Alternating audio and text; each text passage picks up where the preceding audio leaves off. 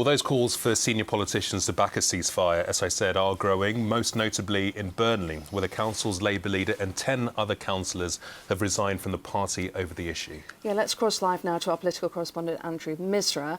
Now, this issue is getting complicated now for the Labour leader, Keir Starmer. Yeah, it is, Lucy. This was being seen as the toughest test of Keir Starmer's leadership so far, even before these resignations led by Burnley Council leader Afrasiab Anwar.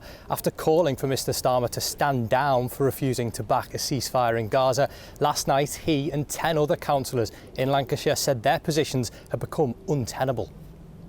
We don't want to see innocent people dying, and that's what we're seeing on our screens at the moment, is that innocent people are losing their lives. And as Labour Party members, we should be speaking out against injustices right across the world, and we just don't seem to be doing that right now.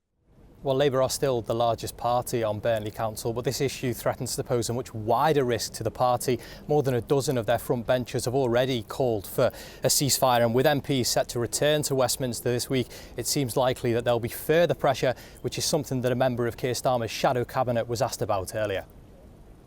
Where we differ is how we can get there most effectively at this point in time.